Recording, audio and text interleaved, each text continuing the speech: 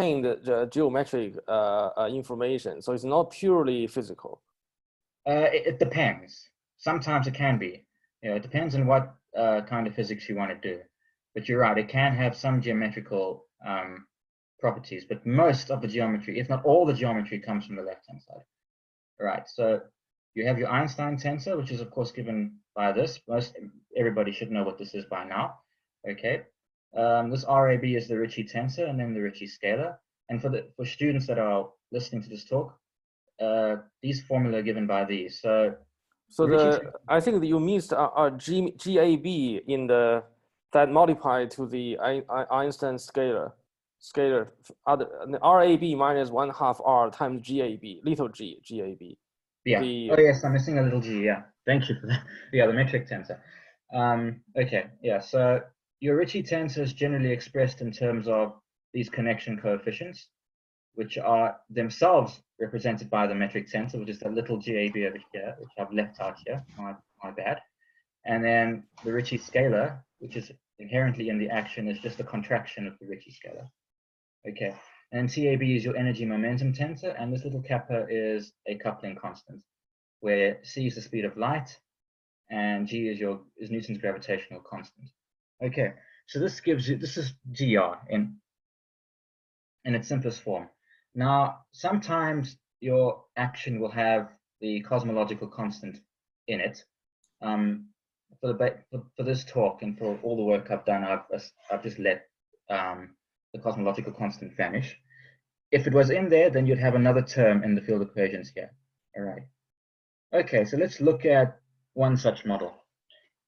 Now, a basic radiating spacetime in GR is the Vaidya spacetime, which itself is the radiating analog of the Schwarzschild spacetime. Okay, so it's given by equation 4. Now you would notice that I've said in 5 dimensions. The reason for this is that the modified theory of gravity that I'm working with is in 5D. So to do a proper comparison, I'm going to give the GR version in 5D as well. Okay, so it's given by this, right? And we assign a energy momentum tensor like this. Now it's a simple energy momentum tensor. It only has an energy density. Okay, these two little L's are null vectors. All right. Now I've left out working out all the components of the Einstein tensor and the energy momentum tensor, but you can. It's easy. One can easily do that. It just takes too much time if I was to present all of that. So you'll only have one field equation given by equation 6. Now I've written this field equation in mixed tensorial form. So you can either have it as conjugate, where your TAB and GAB are down, you have indices downstairs, or conjugate where they're upstairs, or mixed. It really doesn't matter. Okay. So this space-time gives you one Einstein field equation, and it's given by 6. And there's only one energy condition that needs to be satisfied. It's the weak energy condition, and that's that your mass has to be positive. You won't have a negative mass. Doesn't make sense. All right. So there are literally hundreds and hundreds of papers written on this particular metric. So I'll give some references at the end as well. So a lot of work has been done, a lot of it good. More work has been done that isn't so good, but yeah. All right, so we're going to look at collapse. Now, there's a very important quantity that one needs to look at when you consider a collapse of any spacetime, and it's called the Kretschmann scalar. It's given by this little equation here. It's deceptive because what you're doing, you're taking the Riemann tensor and you're squaring it. Now, it's very complicated to do this by hand, and generally you need a computer package to do this, right? Even though for this spacetime it's given by 8, 72m squared over r to the 8. That looks like it's easy, but it's not. And now a computer package can give this answer to you in no time at all. But I remember reading a paper in the 90s where, for the same space-time in 4D, which I think is 48m over r to the 6, they actually wrote the time it took to work it out, and depending on your space-time, it ranged from, I think it was 36 hours to several days to work out this little k on a computer package. Which, if you were to give perspective, people in the 21st century have met and gotten married in quicker amount of time. So it's really not a trivial thing.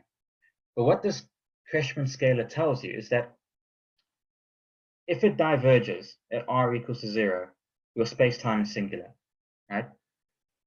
So you know it's got a singularity. Now, if you look at the Vaidya space-time, you can see that automatically. It's very clear that that has a singularity at r equals to 0. It's a curvature singularity. It's got another singularity, a coordinate singularity, which is actually given by that, right?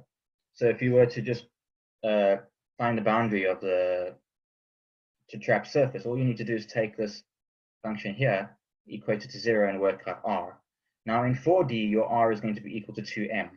In 5D, it's just the square root of m, all right? So we can see here that it's a strong divergence, so we know that collapse is going to terminate with a strong curvature singularity at the center of a black hole, all right? So this is to say that the horizon starts to form at this value, and it doesn't really matter what m is, okay? Now, if you were to look at this diagram, now these little black hole diagrams are quite weird, and I had to draw this by hand on a little art program, all right? So basically what happens is what we have here is the singularity. This is r equals to 0, okay? And we have this radiation shell that's collapsing into the singularity, and we have the formation of a horizon, okay? And that happens immediately at r is equal to 0 and v is equal to 0, right? Which you can see by this. Now, depending on what your mass function is, there are some mass functions where this won't happen, right? There'll be a slight delay in the formation of the horizon.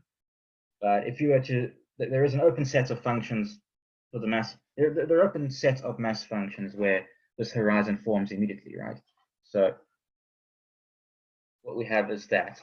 Okay, so it begins at initial time of v equals to 0. V is your time coordinate. And at some point, collapse terminates, all right? So some capital V naught time scale, the collapse terminates, and what you're left with is a black hole with your horizon and a Schwarzschild exterior, right? So that happens when collapse finishes, okay? So this is essentially what this diagram is telling you, okay? So you've got untrapped surfaces falling in, and they are trapped, and eventually you get a black hole with a very strong curvature singularity. Okay, so this is essentially what happens in GR. All right, but the story is a bit different in modified gravity. So if we move to modified gravity, and now there are lots of modified theories of gravity. Most of them are avant-garde and pretty silly. All right. Now, the modified theory of gravity that I work in is a Lovelock gravity. Now, in the same way that Einstein's theory of gravity sort of generalizes Newtonian gravity, Lovelock gravity generalizes or extends general relativity. Okay, now general relativity you can consider a first order Lovelock theory of gravity.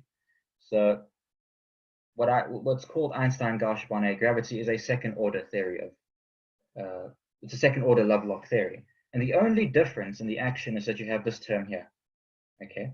You've got a little coupling constant alpha, and you've got this LGB, which is actually called the Lovelock term. It's given by this.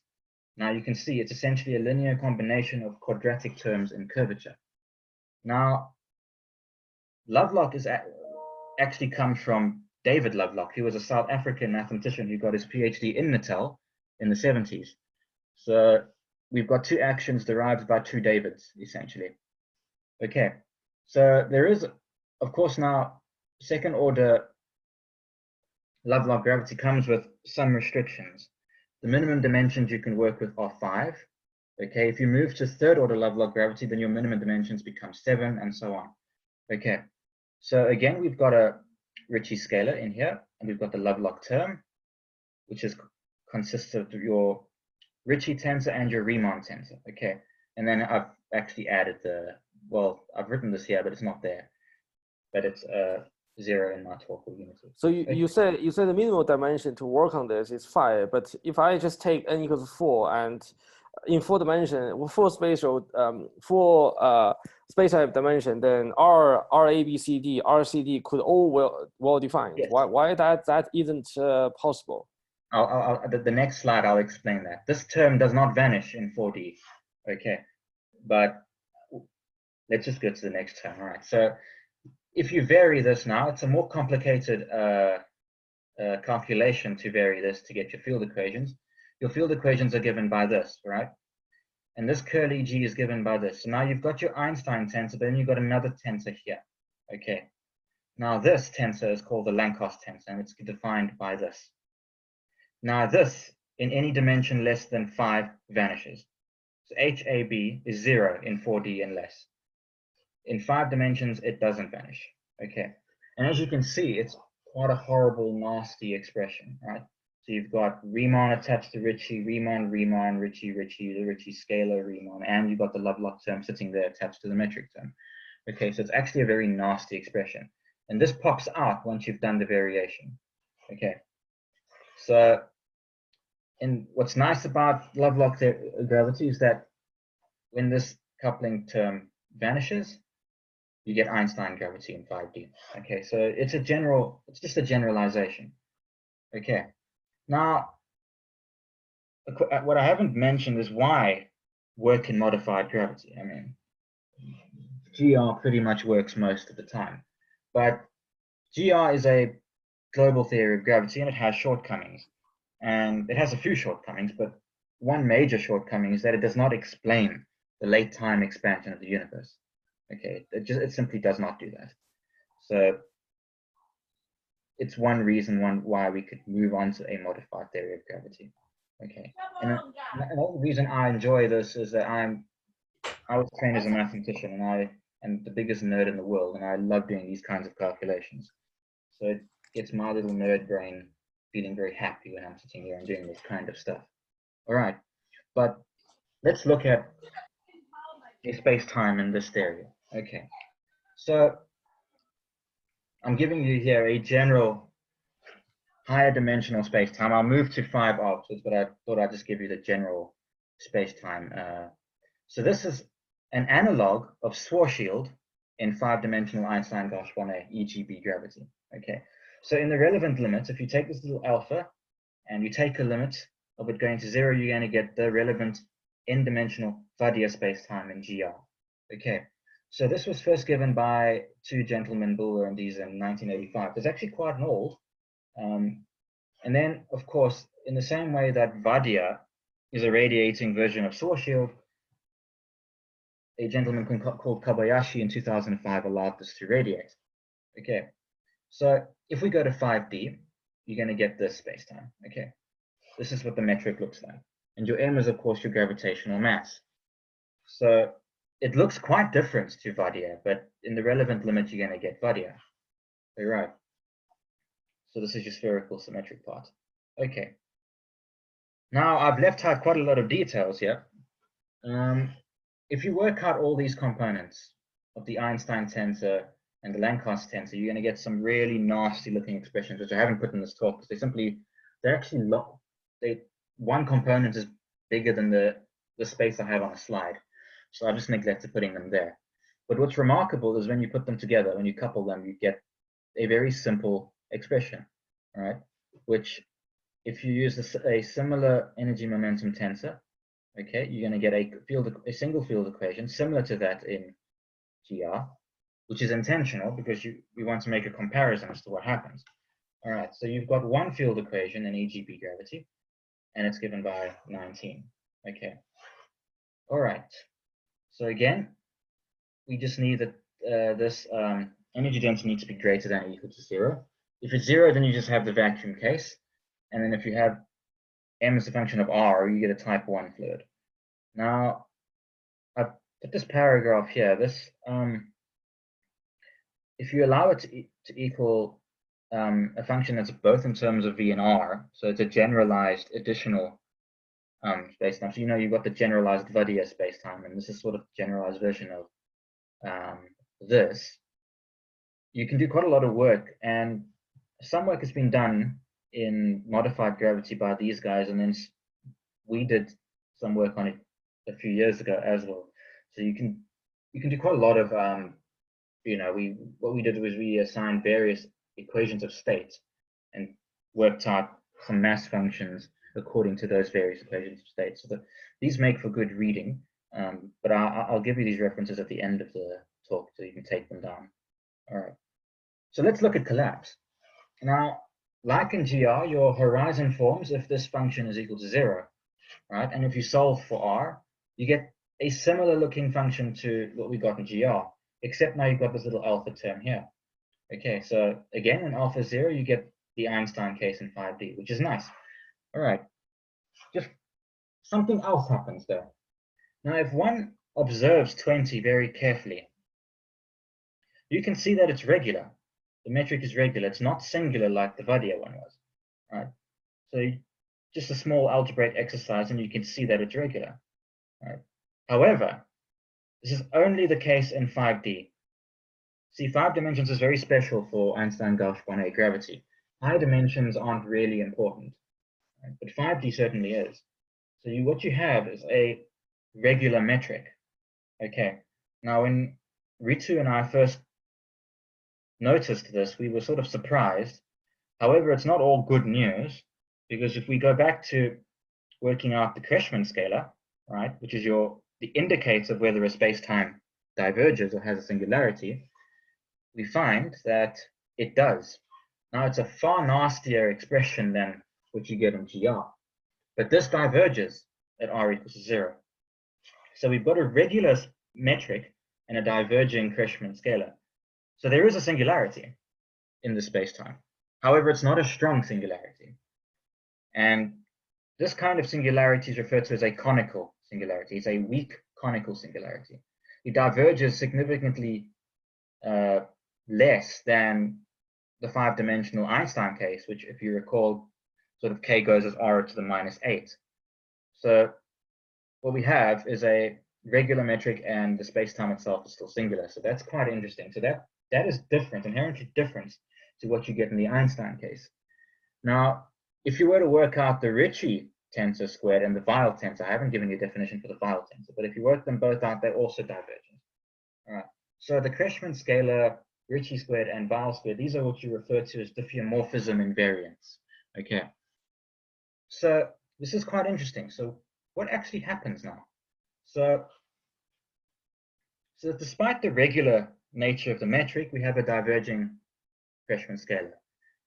So that's interesting. So what is happening? We've got to look at this little alpha now, this little coupling constant, the EGB coupling constant, right? So let's just consider a simple mass function. You can consider any mass function, but we just considered this one for simplicity. Linear mass function, you've got lambda here as a constant, okay? So then that expression that we had before becomes this. Now, if you look carefully, when r vanishes, we have that the time coordinate does not vanish, as is the case in Einstein gravity. In fact, it's equal to this. So we've got a singularity, a conical singularity, which is initially naked. The horizon does not form when your time is equal to 0. It forms a little bit later. Right? Byron. Hello? Yes, no problem. Okay, carry on.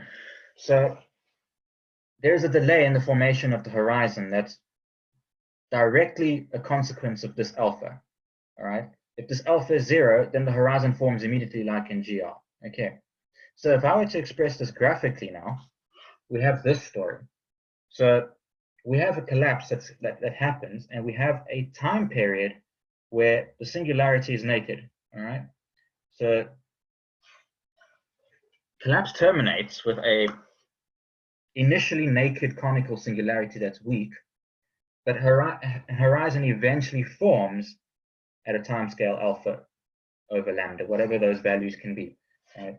So we have collapse terminating with an initially naked singularity. However, it eventually an horizon eventually forms, and then what happens is you have, right at the end of collapse, the same story, a black hole with a 5-dimensional Schwarzschild-like exterior vacuum and a weak conical singularity, right? So I like to sort of compare this to what it would be like living where I live in Pinetown. You fall into this black hole with a weak conical singularity. You're not going to be torn to pieces like you would in conventional GR. It's sort of like once you're in there, you can never escape, and you're stuck there forever, right? So Peter Maritzburg, Pine Town, Donald Trump's America. Once you're in there, you're stuck in there forever. This timeless void. Okay, so that's how I sort of try to look at this. Okay, so the reason why this curve is also moving like this is the fact that, you know, we have r is equal to the square root of v, so sort of like a sideways parabola that's fallen over. Okay, so this is quite interesting. So this is fundamentally different to GR, which is why it's quite interesting. I mean, whether this is actually possible physically, we don't know, but it was a very interesting discovery, right? And it was quite obvious, but often we sort of look over what's obvious, but that is quite interesting in itself. However, all right, okay, I forgot to put this table here. So very quickly, in GR, the Vaidya space-time isn't regular, okay? The Bulwer-Diesel space-time sort of is, right? It's metric is regular, space-time isn't, so you can sort of think of it as a quasi-regular manifold, okay? It is only regular in 5D. In higher dimensions it's not, and I'll speak about this very briefly. I won't spend that much time on it. Both Kretschmann scalars are divergent, as are the other diffeomorphism invariants. So your Ricci squared and Weil squared are also divergent. They both have singularities. In the Vaidya case, it's curvature and strong. In the Bulwer-Diesel case, it is conical and weak. It is, I mean, the conical singularity is a curvature singularity, so you can call it conical curvature, but it's fundamentally significantly weaker than the Vaidya case. Okay, so that's quite interesting. Now, in higher dimensions, this is not the case. In higher dimensions, the collapse actually behaves in a similar way to what you get in GR. Okay, so if you just take the higher dimensional metric now, and you try to isolate R, you cannot do so unless you specify N, but you can write it like this, which allows you to see clearly that at R equals to 0, your V is going to equal to 0. So if you just allow this mass function to be the same little linear mass function lambda V that we had earlier, you'll easily see that at R equals to 0, V is equal to 0. So your horizon forms immediately upon collapse.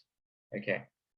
So in a sense, this little alpha doesn't really play any role in the collapse. It's just there. Okay. So in 6 dimensions and higher, the space-time collapses in a quote-unquote conventional manner, right, to what you'd see in GR. All right.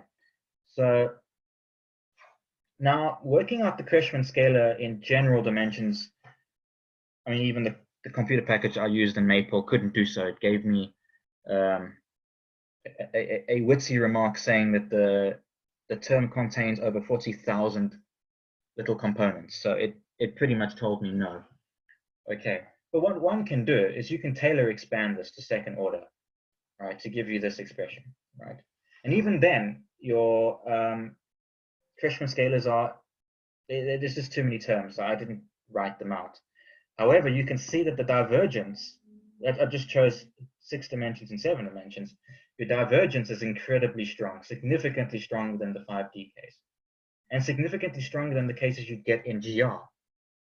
Because I think in GR, when n equals to 6 and n equals to 7, you're going to get r to the 10 and r to the minus 10, r to the minus 12. So you've got a very strong divergence here, and it's a significantly stronger one than, you know, even the 5D case. So another table for the same space-time in n equals to 5 and n greater than 5. So you've got sort of regularity in n equals to 5, but not for any dimension greater than 5. Both your Kretschmann scalars are divergent. However, they are very much more divergent in higher dimensions. The other diffeomorphism invariants, the same story. Both have singularities. In 5D, it's conical and weak, and in dimensions higher than 5, it's a curvature singularity, and it's incredibly strong. Okay, so then we have a more conventional collapse scenario. Now you see that the curve is going the other way, because if you look at what's happening with this R, if you just substitute several dimensions and you work out the pattern of what R looks like, it's going to be sort of like that conventional parabola-like expression. Okay, So your horizon forms immediately at v equals to 0, r equals to 0 for a open set of mass functions. Not all of them are going to give you this, of course, but a certain set of them will. And again, collapse terminates with a black hole with a trapping horizon and a general dimensional exterior, Schwarzschild-like exterior for n greater than or equal to 5. This is a black hole with a very strong curvature singularity. It's a more conventional black hole. Okay, so this is interesting. So you've got three things here. Collapse in modified gravity is different, or can be different to collapse in GR. Okay, now, and it's also the dimensions play quite a significant role. So in EGB gravity, 5 dimensions is the interesting case. 6 dimensions and higher, you're not going to get any new information that's inherently different to anything you see in GR. But 5D is very interesting. So even comparing, collapse in the same theory of gravity for different dimensions is interesting. But what's a lot of fun is the fact that, we expected, Sunil, Ritu, and I expected something, and what we got is something completely different. All right, so that was really fun to bear witness to. So, in summary, I just talked about, a radiating Vaidya-like space-time in a modified theory of gravity, and it was EGB gravity, which is a Lovelock theory of gravity, an extension to GR. And we just looked at what happens in that particular theory. So we worked out in 5D that you have a singularity that's weak and conical, and it all depends on this little coupling term here, the curvature correction of the theory of gravity. Okay. Now, what I didn't discuss, but it does happen, if you allow this mass function to sort of, take account of the additional string fluid, in which case you get 3 field equations instead of 1. All right.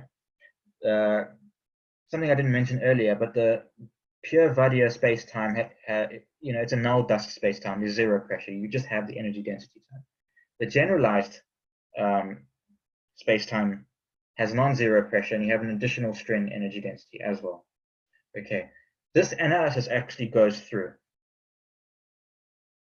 with this without any issues. So we tested both. I just didn't mention it in this talk. And in any dimension higher than 5, the collapse, the space-time is singular, very singular, and the collapse gives you a black hole with a very strong curvature singularity. I do that one too, Rich. Now we mustn't die. We must just take it from our own. Someone's not muted here. In this latter paper, half of it was devoted to actually analyzing the singularities to see if they are naked or not. I haven't talked about this in the talk, simply because the calculations are incredibly horrible, and I don't want to inflict more pain on you all than you're probably experiencing now. So if you want to see what that's like, you can have a look at the paper. At the end, we couldn't determine whether the singularities are naked or not. We had simply only sufficient conditions, but there was not enough information to determine whether they are possible or not. So we had to conclude like that. I think this is at the end. Yes. So these are just some of the references. I don't know if this talk is being recorded, so you can somehow get these from me later, perhaps. If you want, I can email them to you. But I will end on a happy note by presenting you with this most excellent meme. So thank you for listening to me for 30 minutes. I hope you're all alive and sane. Thanks. Thanks, Byron. Yeah, just to tell you that, it was recorded, maybe from your 3rd slide onwards or 4th slide onwards, because... so you can all return to the pain later then. Yeah, okay. Okay, any questions for Byron? I have 2 questions. Okay, go ahead, Angie.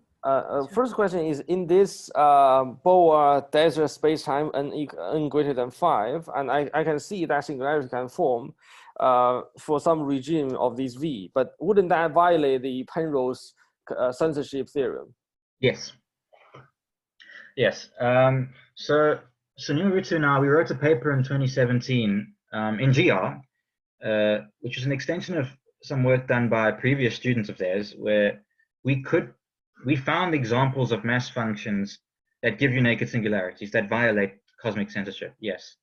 It wasn't all good news. In most of the cases, what happened is at least one energy condition would be violated. So, it wasn't a perfect story, but yes, we did find examples of mass functions that did give naked singularity. So yes, that did violate cosmic censorship. Yeah. Interesting. And the other one is, as you, at the beginning when you described this interesting Gauss-Bonnet gravity model, that you mentioned the reason you add another term, alpha multiplied by the other LGB term, is due to the fact that the universe is being accelerated by dark energy, which is a mystery. So you're adding something in. So just from an observer point of view, can your model explain dark energy? That's a question I've asked Sunil many times, and he still hasn't given me a satisfying answer. I mean, it's a question I had immediately, but we simply don't know. But I feel that this Gauss-Bonnet gravity is quite well known. Lovelock gravity also, this Lovelock is also very well known, and I think there should be people already investigated and published paper and even being updated with recent data, isn't it? Yeah, well, the surprising thing is, Lovelock gravity has been around since David Lovelock presented in his PhD in the 70s, but surprisingly very little, if any, work. I haven't seen anything relating to this late time expansion and EGB gravity. I haven't seen anything yet. That's the thing. The issue with EGB gravity is that it's complicated. It's not a simple thing to work with. Your curvature corrections become very horrible, and simply writing out the field equations is not the easiest thing to do. So I think maybe that's why. I don't know. Most scientists I know are inherently lazy, and there's a lot of it they don't want to try.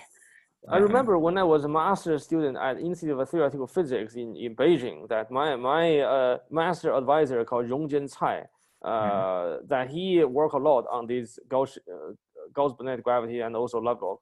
But I feel this was popular for quite a long time, and I didn't know that, as you said, that there is not quite an investigation, which is. See, it depends what you do with it. In terms of cosmology, very little's been done with Gauss-Bonnet. Most people try to look at stellar models or something more localized, but in general, it's. Even though it's been around for 30, 40 years now, not much has been done. Not at least in the scale of GR. But also another issue with that is there are lots of other modified theories of gravity that people might prefer. Including those really avant-garde ones that seem to make no sense physically, but this one I like because it seems like a very natural extension. It doesn't seem too crazy. Even though most people battle with the idea of living in a 5D world, but that's probably there's several reasons I guess, but for me I just haven't seen much. Just another final question, Byron. That what is this David Lovelock still alive, and what he's doing? I think he's still alive. As far as I know, he's in the US now, in Texas, I think. I think he's been there for decades now. After he completed his doctorate, he moved to the US. That's the last I heard. I don't know. I'll have to ask Sunil. But even then, I don't think he'll know. I don't think David Lovelock has returned to South Africa. I'm not sure. Yeah.